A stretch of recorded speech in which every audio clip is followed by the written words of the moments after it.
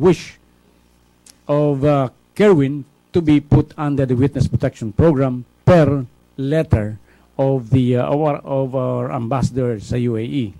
Kaya't kinausap ko na rin si General Bato dyan na in the event na dumating si Kerwin dito sa atin, kung pwede, makapagpadala kami ng some prosecutors and some agents of the NBI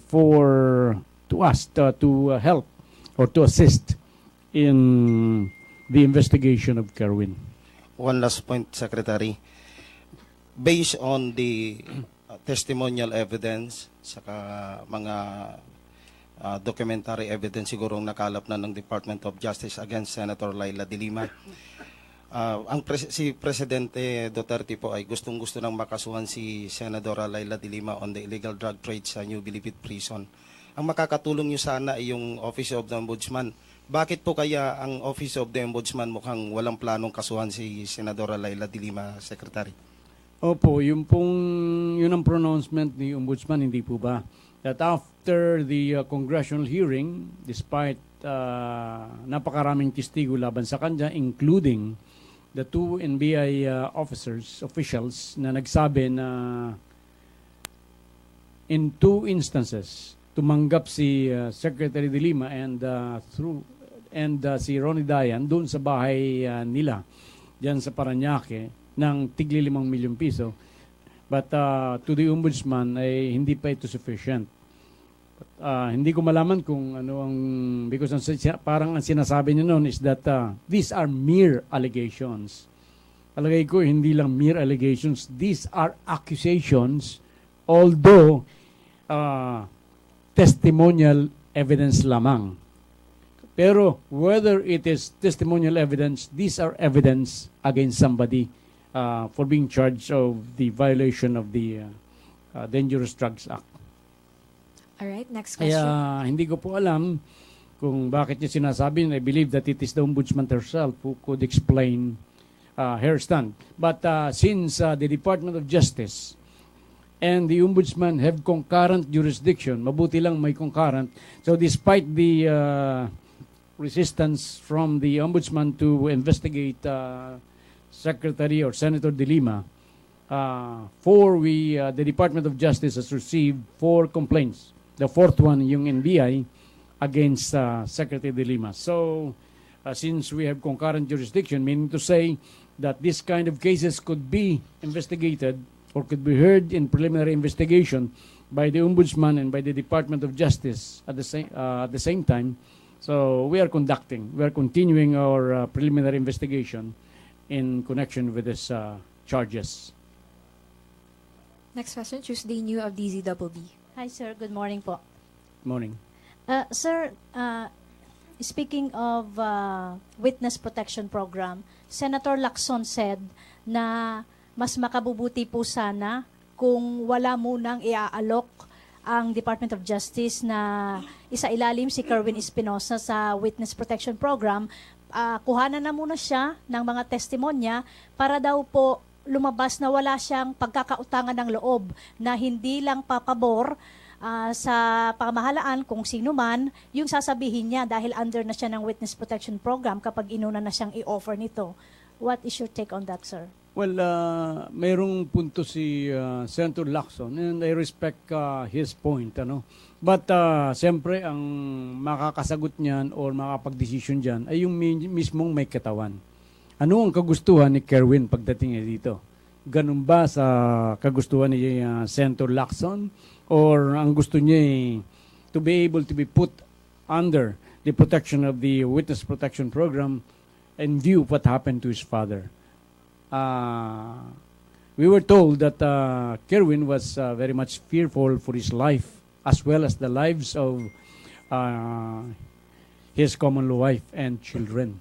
Kaya pag ang hindi immediate ang ginawang protection ng Witness Protection Program, baka siguro sa loob sa kanyang kanyang opinion, baka hindi masyado silang maprotektahan. Kasi pag nasabihan sa akin na hindi lamang yung sarili niya, kundi pati yung para may common law wife siya, plus about 3 minor children. He was very fearful for their lives in view of what happened to the father. Yes, sir. Another follow-up, sir. Since hindi po makita si Ronnie Dayan, magiging sufficient na po ba yung testimonya ni Kerwin pagdating niya rito, kahit hindi na natin makuhanan ng mga pahayag itong si Dayan? Actually, even without Dayan's testimony, even without Kerwin's testimony, sufficient na. Sobra-sobra na nga pagdating sa testimonial evidence. But considering that we are strengthening the case, parang yung sinasabi ko noon, that we would want to file an airtight case, every single additional evidence, we welcome it. Last on my part, sir. Yung case po ba na yan, maisasampaw na po natin at least bago matapos ang taon na ito? Last Friday, ang ginawa ko, nag-issue na ako ng department order consolidating all 4 cases filed against De Lima and other respondents. Ngayon, with respect to the detail on how the 5-man panel of formed by the Department of Justice to preliminary investigate this case, pinaubaya ko na po yan dun sa 5-man panel. Kasi ayaw ko naman po lumabas na at makita o ma-observe ng mga tao na yung mga detalyadong gagawin ng 5-man panel pinakikialman pa ng Department of Justice, ng Secretary of Justice. Kaya tiyan po, kung if ever you have any further question about how they are going to conduct the preliminary investigation, how much time will be given to them in order to file their counter affidavits, doon na po tayo pumunta sa 5-man panel. Any more questions? Rosalie Cos of UNTV. Good morning, sir. Tanong lang po namin kung meron na po tayong initial finding po dun po sa sinubmit ng AMLAC na financial records, bank transactions with regards po kay De Lima and other drug lords po. Doon po sa first request ng ginawa ng NBI, sapagkat po dito, ang merong memorandum of agreement is between the NBI and the AMLAC. Wala pong memorandum of agreement ang AMLAC with the DOJ. Kaya ang magre-request niyan ay NBI at ganun nga ang nangyari. Nagkaroon ng first request, nagkaroon naman ng answer reply ang AMLAC. And nung unang request po ay binigyan naman ng mga factual information ang NBI. Nagkaroon lang po ng problema sa second request. Ang second request ng NBI ay tungkol dun sa mga narco generals na September 19 pa po nag-request yun. So, natagalan po. Ang gusto kasi natin kung ano man ang information or fact na magagather dun sa answer or sa reply ng AMLAC, ay sana maisama ng NBI dun sa ipafile nila na complaint against De Lima and Company. Pero sa tagal ng paghihintay nila, ay hindi na sila nakapaghintay at nag-decide ng NBI na i-file na at i-pursue na lamang yung kanilang request kung naka-file na. Kasi pag naka-file ng kaso, then mas malaya na makapanghingi ng informasyon ng NBI and even they could request some information from the banks. Kaya po, nung September 19 pa yung second request Pero nung mag-speech si President Duterte nung anniversary ng NBI nung 3 days ago, hindi pa po sinasagot ng AMLAC yung September 19 second letter. November na po So, it's almost 2 months. Hindi naman dapat matagalan yan sapagkat yan pong mga data na hinihingi ng NBI, nandyan na yan ready-made na yan sa AMLAC. Hindi na yan i-research ng AMLAC, nandun na yan It's a question of giving the proper information to the requesting party.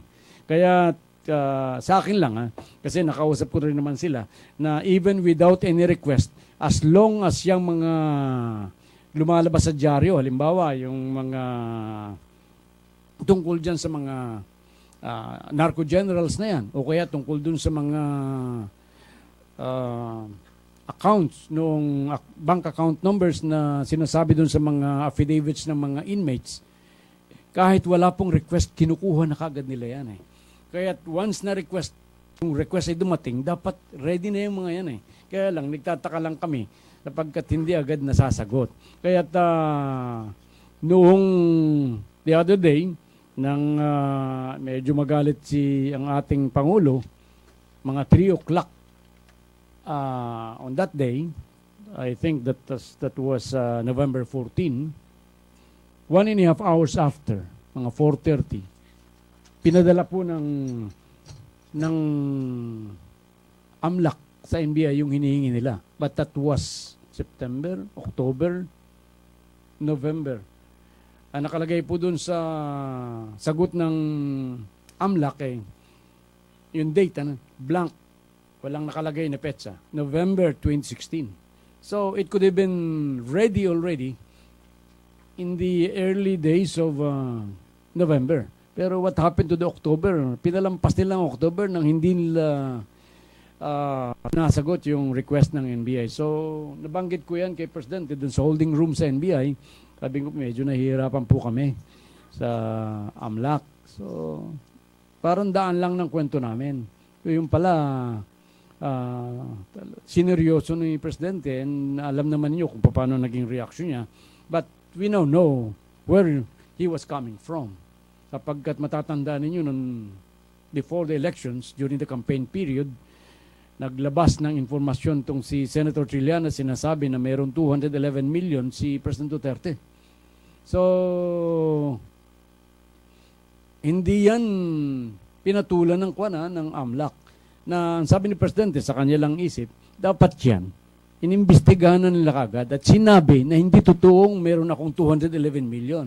So, naliwanagan sana ang mamamayan natin, yung mambubuto natin.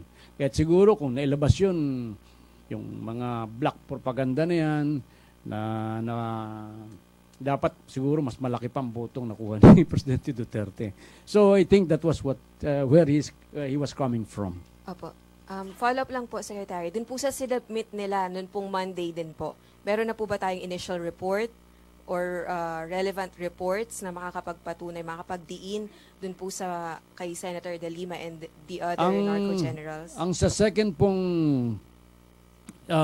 hiningi ng NBI ay yung lamang sa general, yung narco generals. Meron na po yun, ano? But with respect to the other bank accounts or bank account names na lumabas during the congressional hearing, hindi pa pasundan ng NBI yun eh. Dapat sana nasundan ka agad yun eh. Kasi nga yung second hindi pa sinasagot tapos susundan mo pa ng isa nang hindi naman sinasagot yung pangalawa. So siguro I instructed some of the my officials at the DOJ na siguro follow it up immediately to ask the AMLAC about the main yun. Marami yung mga bank account numbers na yun na kung saan yung mga drug lords, mga high-profile drug lords ay ini-instruct nila o may instruction sa kanila where to deposit the money or the proceeds of this drug money. And I'm sure that it will reach billions. Kaya yan po ang sabi ko sa NBI kanina na dapat pasundan ka agad ninyo. Okay, next question from Hannah Jane Sancho. Sir, good morning. Good morning. Sir, after po nag-submit nung report nung AMLAC po sa NBI, nagbigay po ba sila ng written explanation bakit po natagalan po sila ng pag-submit at bakit binilisan po nila yung pag-submit after po silang pinasalingan ng Pangulo po? Walang ganun. No explanation po. So yung sinabi po sa lahat po, related po yung kay De Lima? Well, lahat yan related sa mga, And sa hindi lang kay narco De Lima, generals. sa lahat ng respondents. Hindi naman tayo magre-request doon. And AMLA will not give us information kung hindi related sa isang drug activities. Sapagkat yan po yung mga predicate crime. One of the predicate crimes, pagdating sa, kung yan ay violation ng Dangerous Drugs Act, Hindi na po kinakailangang mag-file ng any court petition. Talagang duty-bound ang AMLA to answer or to reply to any query from the NBI. Sir, patanong po ni JP Bencito ng Manila Standard, how strong is DOJ's evidence against De Lima? Would it stand in courts even without Ronnie Dayan, or is he really needed to implicate De Lima po? Katulad ng sinabi ko nina, even without Ronnie Dayan, even without Kerwin Espinosa, I think it is very strong, especially now that Senator De Lima admitted her illicit relationship with Ronnie Dayan. Malaki ang pinagbago nun. Next question from Cedric Castillo of GMA7. Sir, good morning, sir. Good morning. Okay, sir, yung AMLAC will it be compelled to explain as to why hindi agad na ibigay yung request? And are you confident now, sir, na sa susunod na mga request po mabilis na silang tutugon, sir? Well, hopefully ganun ang mangyari. And I believe that there's no more explanation necessary. Nandiyan na yan. And so I believe that we have to move forward. Sir, yung kay Senator De Lima po, the President was asked last night kung may possible implication po yung admission ni Senator De Lima ng kanyang relationship po, yung kanyang kay Ronnie Dayan. And the President answered, and I quote, medyo malayo yun. Your reaction, sir? Well, baka iba ang pagkaintindi ng Pangulo. Kasi abogado yan, magaling na abogado yan eh. Definitely, kahit sinong abogado ang tanungin mo, at kahit hindi abogado, yung admission ni extrajudicial admission ni Secretary De Lima ay napakalaki ng epekto sa kaso ng against her tungkol sa drug activities at lalong-lalo na doon sa disbarment. Kaya siguro hindi lang baka iba ang pagkaintindi ng Pangulo or hindi niya naintindihan masyado yung tanong sa kanya. But definitely, kahit sinong lawyer ang tanongin mo, napakalaki ng implication niyan or epekto niyan dun sa mga kaso ni Secretary or Senator De Lima. Yes, Secretary, clarification lang. Doon sa compliance ng AMLAC, walang specific na ibinigay sila na documentary evidence against Senator De Lima. It's only for the narco generals. Wala pa gawa ng nauna yung request na yun. September 19 pa yun eh. So hindi nga sinasagot sa kanila eh. September 19 pa eh. So yung pangalawa yan. So hindi sila hindi sila nakapag-ask ng further information with respect to the other bank accounts. Napakarami ng bank accounts na yan. Kung babasahin mo yung mga affidavits ng mga inmates, dami. Siguro about 10, more than 10, na doon pinadideposit sa kanila yung lahat ng mga proceeds nung pinagbibili ng drugs sa labas. So, up to now, the Department of Justice, what do you have is only the testimonial evidence without any documentary evidence against Senator De Lima as of now? Merong mga documentary evidence actually, yung PDEA at saka yung CIDG with respect to the actuation ni yung Copeland Cronus. So they are documentary evidence. But I believe that even without this documentary evidence, dun lang sa testimonial evidence, coupled with the admission of Secretary De Lima, they are more than sufficient to find probable cause. So, ang status ng kaso ni Senator De Lima as of now, Secretary, kung ayaw magsampa ng Office of the Ombudsman, sabi nyo, at least mayroon kayong concurrent, pwede kayong concurrent jurisdiction. Yung jurisdiction ng Department of Justice at saka yung kapangyarihan ng Department of Justice, sapat na po ba yun even without the Office of the Ombudsman to file a case against Senator De Lima?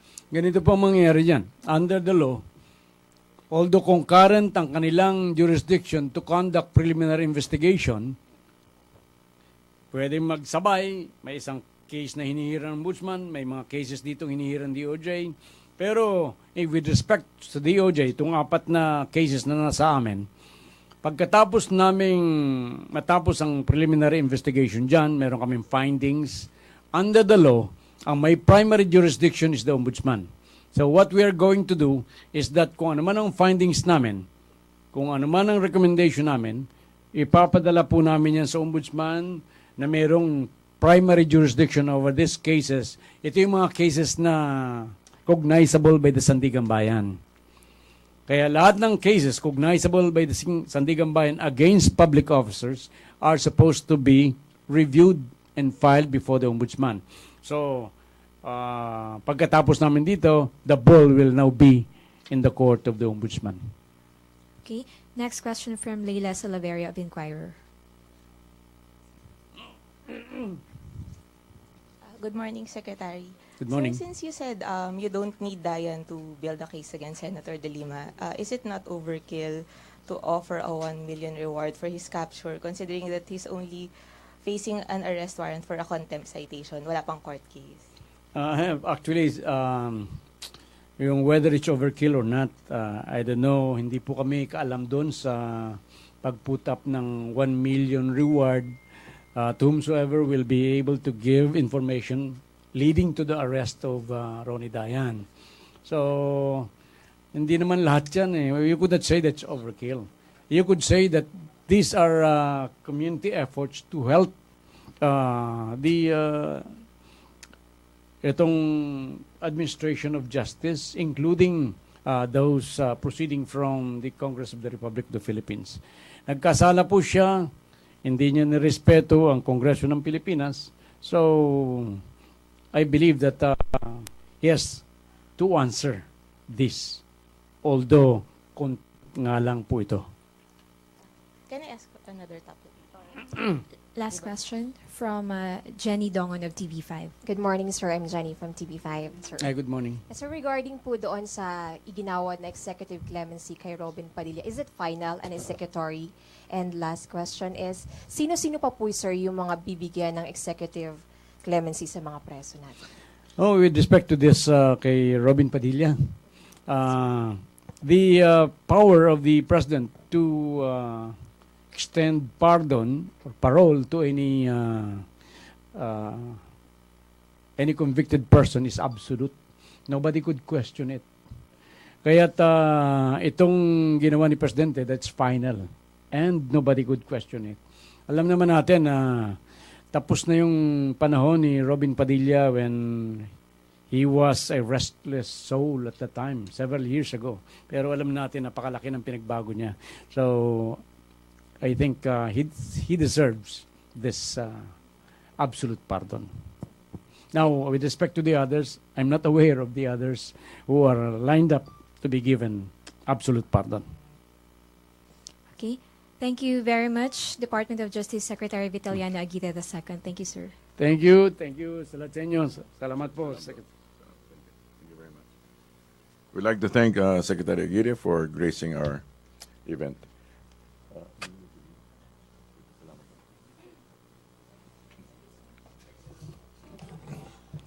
So, if you have a few more minutes. Okay. First question from Hannah Jane Sancho. No, I just want to make several references, and then we actually have only about 3 or 4 questions. We need to cut it short. Thank you. The Trump policy will have minimal effect on U.S.-based OFWs, according to Secretary Bello. Labor Secretary Silvestre Bello III urged undocumented OFWs in the United States to return to the country amid the threat of massive deportation of illegal immigrants once U.S. President-elect Donald Trump assumes office in January. Without providing numbers, Bello said Trump's policy will only have a minimal effect because since most OFWs in the U.S. are legally employed.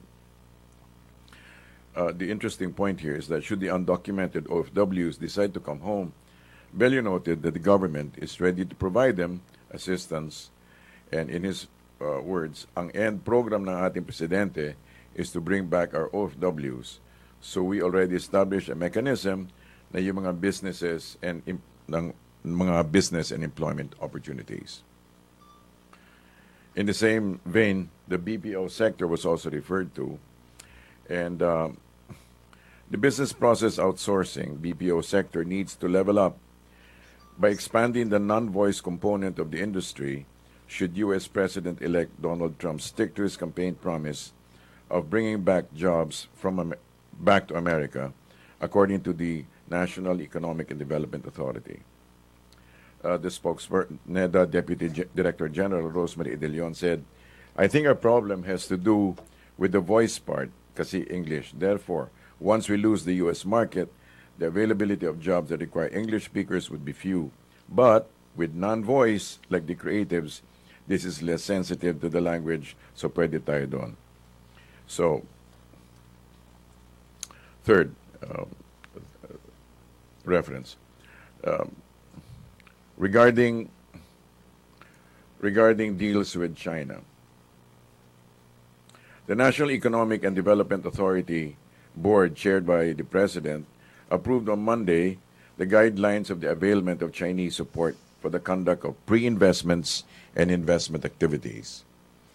This set of guidelines, which is the upshot of the investment committee commitments and pledges that were made by Beijing and Chinese business groups during President Duterte's successful official visit to China last month, is designed for better coordination between both parties on the rigid screening of proposed ventures and the judicious use of funds for the projects that are to be eventually approved for the benefit of the Filipino people.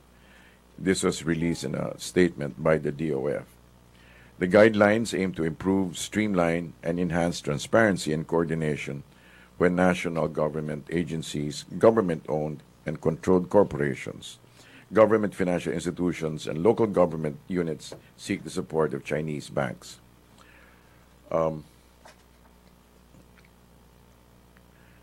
The rationale states that there are at least 4 items there that need to be addressed fully. Number 1, the source of financing for pre-investment studies are not tied to a particular country, technology, or lender. 2, that suppliers are qualified and of good standing. And 3, contracts are favorable to the government. In other words, strict vetting will be applied, especially when dealing with companies. Thank you. We'll open ourselves for 3 or 4 questions. We need to leave also. Okay, Hannah Jane. Sir, reaction po dun sa sinabi ni sa Senator De Lima, kina-question po niya yung Intel funds ng Pangulong Duterte. Ibigay daw sa Office of the President, ibigay na lang po daw sa ibang agency dahil hindi naman kailangan ng funds ng Office of the President para mag-gaddle ng Intel.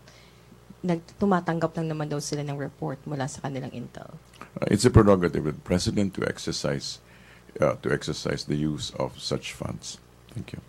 Sir, last na po. Bibigyan po ba ng, may plano po ba yung Pangulo na bigyan ng government position si Robin Padilla? Hindi po napag-usapan yun, but it certainly, he can run for office if and when. Okay, Other questions? Leila Salaveria of Inquirer.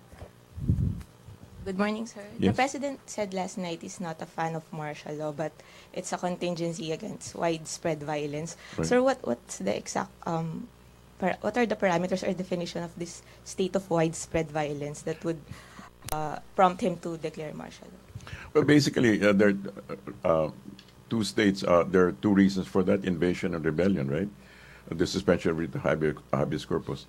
However, what the statement really comes from, the statement that he made really comes from the fact that he's underlining our awareness and necessary consciousness of the growing impunity, apparent impunity, especially in certain areas of Mindanao, where certain groups actually are traveling already into other areas. For example, threatening to enter Cebu, the Visayas. So basically, what he was doing is that should this escalate and the conditions are set, then he could. But this is simply a warning and just a possibility. This is not an actual statement that says it will happen. No imminent declaration. No imminent declaration, unless, of course, suddenly they declare this is area. I mean, if the necessary conditions are there, but if and when, and that's really a process that demands a process. But sir, why does he need to issue these warnings? Are our law enforcers, state forces not doing enough? Or is he dissatisfied with what they've been doing No, to you contain need to this? understand the leadership style of the president. He creates awareness. That is his manner of leadership. So I think we should need to be able to take that in stride. Thank you. Thank you. Yes. Last two questions. Marlon Ramos from Inquirer. Microphone, please.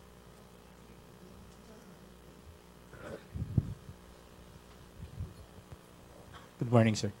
The president last night mentioned that the issue over the Marcos burial is actually a fight between two families. Apparently, he's referring to the Marcoses and the Aquinos. Is the president belittling or ignoring the sacrifices of the martial law victims? I doubt that. I think basically he's also just highlighting another aspect from his perspective that there's emotion, there's a lot of emotion being emotion and investment, and emotion investment in the situation. But no, he's not at all belittling that.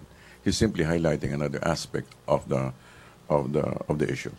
And in another topic, sir, Yes. related dun sa sinabi ni Laila kanina, the president has been harping on the word rebellion in Mindanao when he has actually successfully engaged the Miswari faction of the MNLF and now the MILF to talk peace with the government, Yes.